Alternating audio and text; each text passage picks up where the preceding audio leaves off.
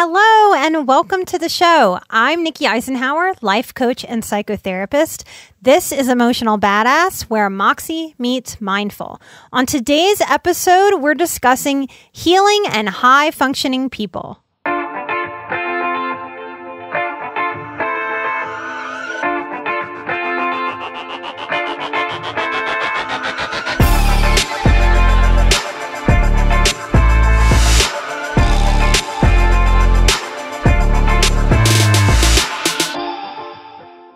So today I want to talk about healing and high-functioning people. And those are the people that I work with. Why high-functioning people often seek help, and high-functioning people in particular have a struggle getting help because they're so awesome in other areas of life. Often I work with people who have lots of business or professional success, or they have lots of school success, or they have lots of family success with their children. They've done a much better job with their children than they feel like they sort of received from their parents. So I think as high-functioning people, because we're so smart, because we're so highly sensitive, we often have a lot of success in one or a couple areas, but then we have some other areas where we really are flailing. We don't know what we're doing. And that high-functioning success in this other area really, in a way, screws us over in the getting help department. Our psyches, what's normal is for our psyches to look at that and to say, wow, like I did really well in school. If I did so well in school and I'm so smart, I should be able to figure out this depression stuff on my own. And so it's because of our success, our high functioning in other areas, that can often impede us being able to open up to receiving help in other areas.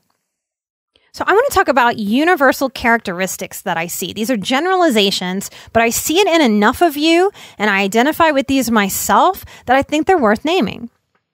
High-functioning people that benefit from healing work, they're often highly observant. They can report an intuitive knowing when something's just not right or something's off. They might not be able to put their finger on it, but they can look back on their lives and know that they've had some element of observing their families, their work families, their church families, their friendships. They sit back and they watch.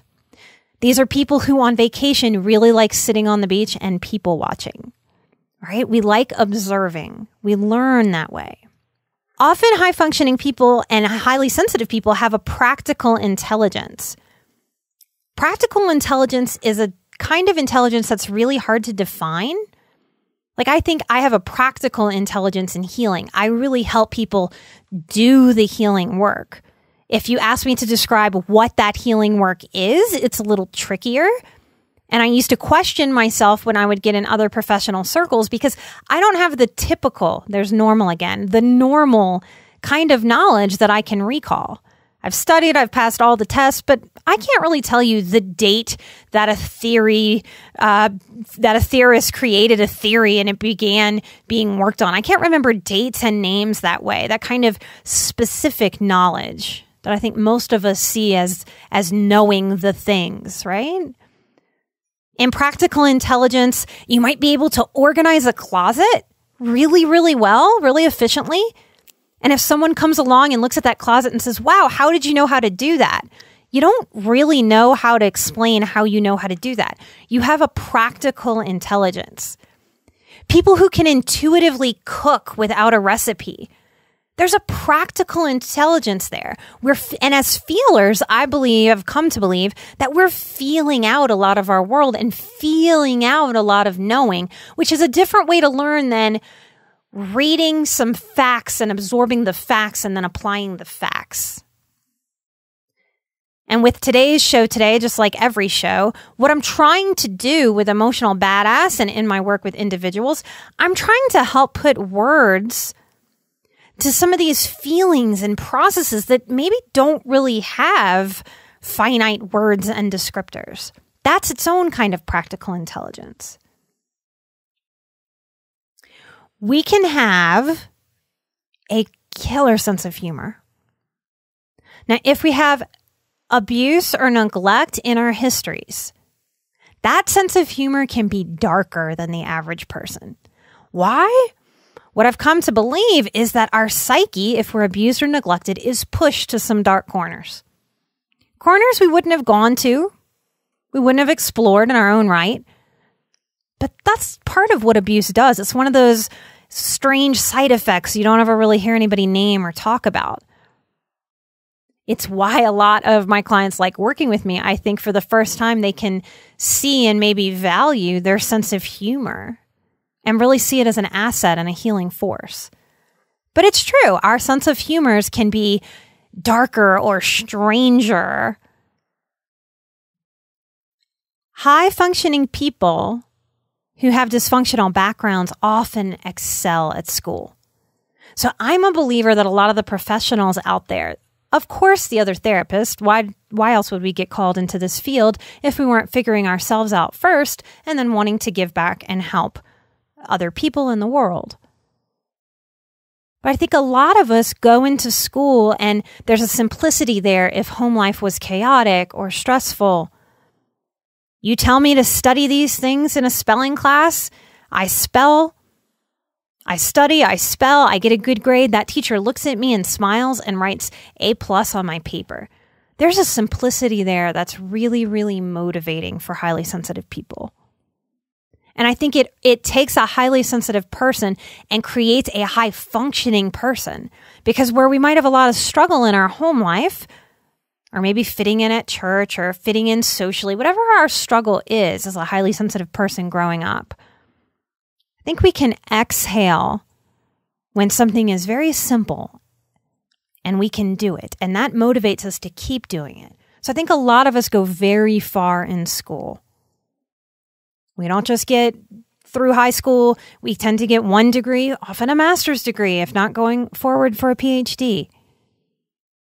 And I think it's something a lot of us have in common and don't realize that we have it in common. What's tragic to me is that we think that we have to mask that high functionality and be high functioning in every single area of our lives.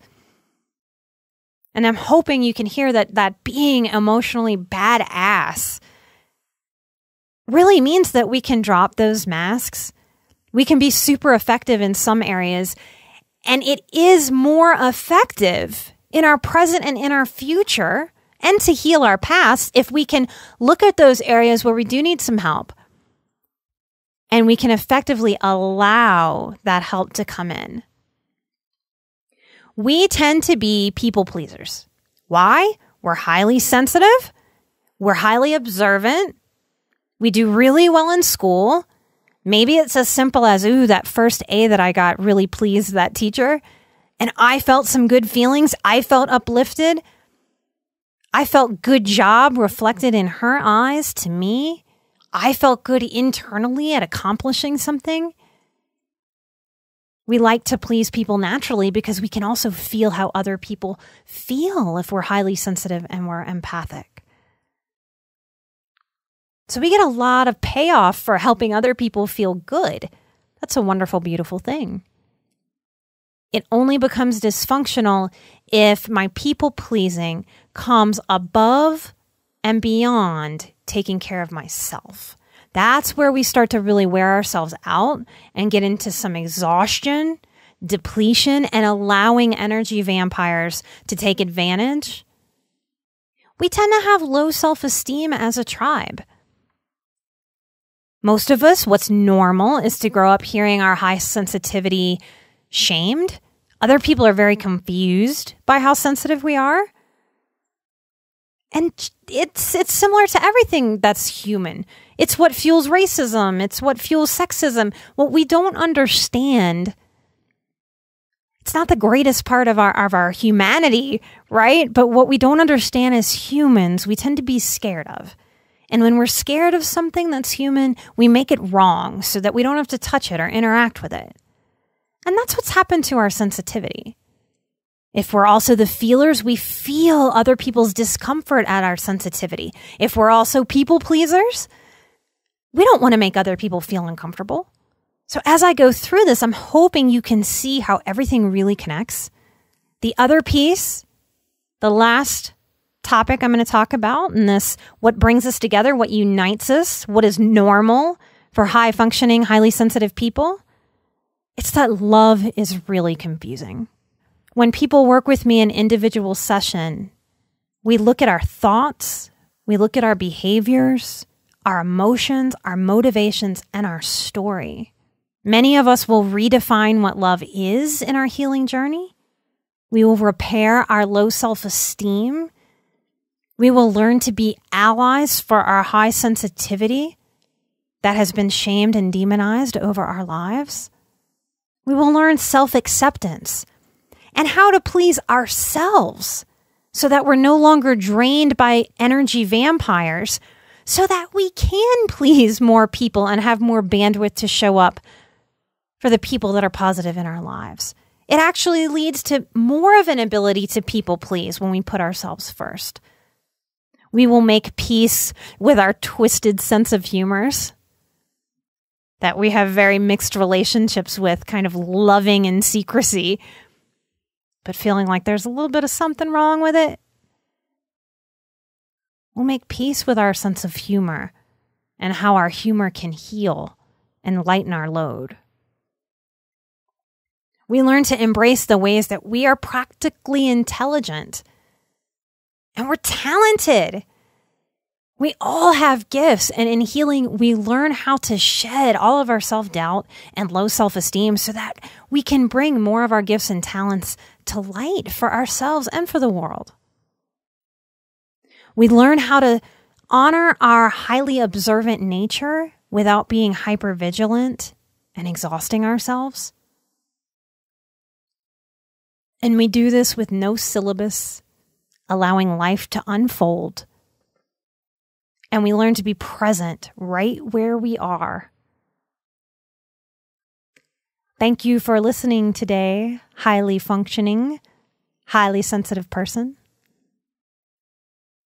I appreciate the healing that you're opening up to in your own life. And I love and appreciate the butterfly effect of that in your world and the bigger world at large. Thank you for sharing the show. Thank you for growing with me as I grow into this role and have some shows that I put out that I really love and I'm proud of, and others that make me nervous. If you'd like to support the show, the best way you can do so is by getting on iTunes and giving us a 5-star review. That's everything in the podcasting world. It's what puts us in front of more people to help grow the show, to help get out there. If you have even more help for the show in your heart, or you'd like more from me, please find us at patreon.com/emotionalbadass. We have multiple tiers from $1 to $20.